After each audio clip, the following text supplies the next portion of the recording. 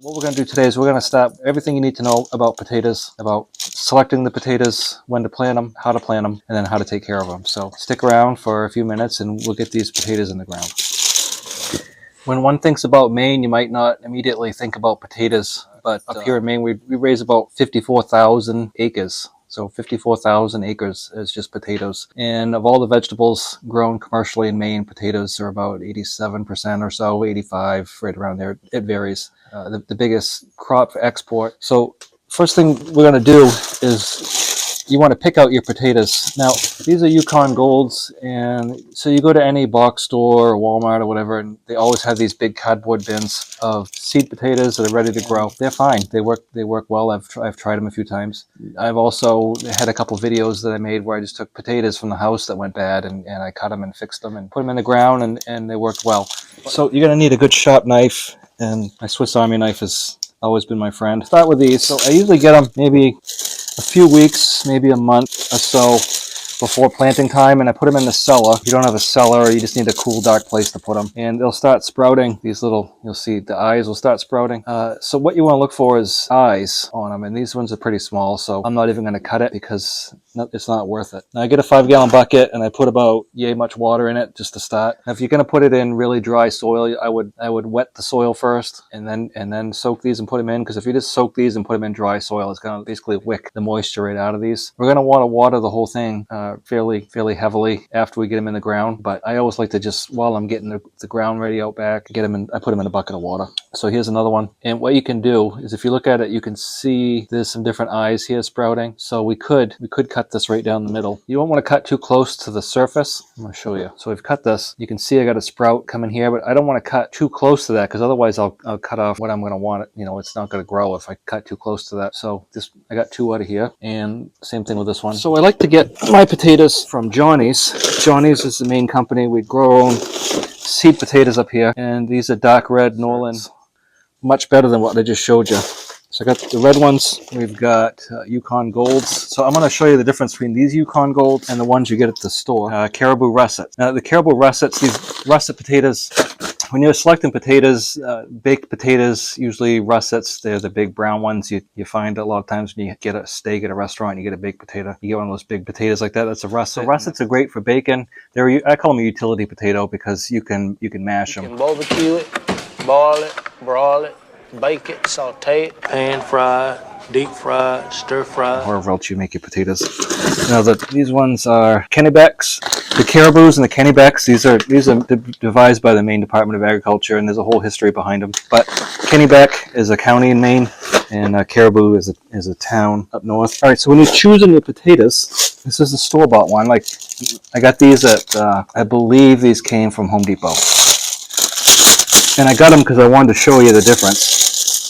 Now, there's nothing wrong with these. They'll grow. I don't have any trouble with these growing. And then you've got these ones here. It's the same potato. Okay, they're both Yukons, but look at the difference. So when you get the little ones at the store, you're going to get these little tiny cutters here. And then when you get them from a nursery, so I always recommend you get them whatever state you're from.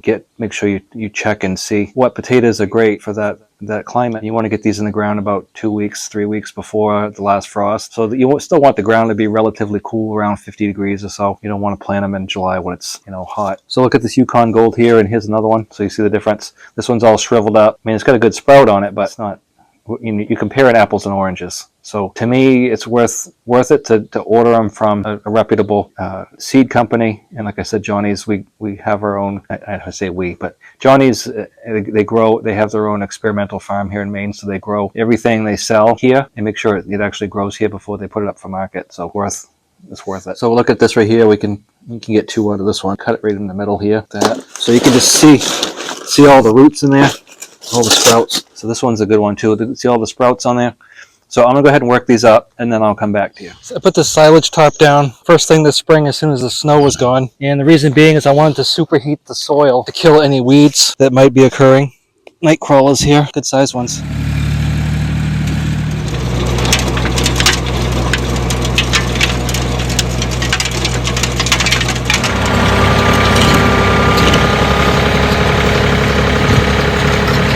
Cut potatoes.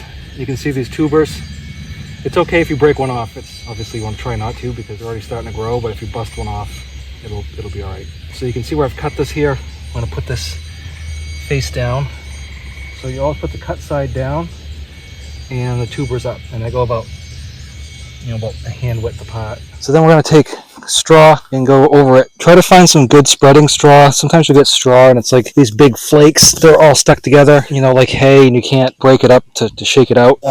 But you don't want to use hay because hay has grass seed in it, and that's the last thing you want to put in your garden is grass seed. So it doesn't have to be too precise, but you want to cover all your potatoes with a layer of straw, and you're going to get it everywhere. It's fine. You can just rake over it after, or leave it. This will inhibit the growth of weeds and allow the water to get in and feed your potatoes. Now, probably in about July or so, when I've got the corn in, they say knee high by the 4th of July for the corn. So when the corn's about yay high, I'll hit the whole garden with Bug Be Gone with the sprayer, and try to hit it not when the leaves are wet. You don't want to do that when leaves are wet, but you want to hit it, and that'll get rid of all your potato bugs and stuff. And it won't hurt the worms or anything, because by July it's drier. The worms have gone down quite a ways, so the only thing that's going to be on top is going to be like ants and stuff that you don't care about. A little bit of Bug Be Gone will take care of the bugs, and then September you should have potatoes. Just keep an eye on it. Keep the weeds out. I always get bushels and bushels of potatoes, and they're nice ones. You can separate them when you plant them. I didn't. I just mixed all 4 varieties together. If you want to separate it in the plots, you can. It doesn't matter to me. I just harvest them all and put them all in a bin and pick the ones I want when I'm ready to have them. So hopefully this has been informational. Hopefully it's been helpful. If you have questions, comments, or if you've got your own way to plant potatoes, I'd love to hear it. But this is how I've planted potatoes successfully for a number of years, and I hope this works for you. So appreciate you watching, and I'll talk to you next time.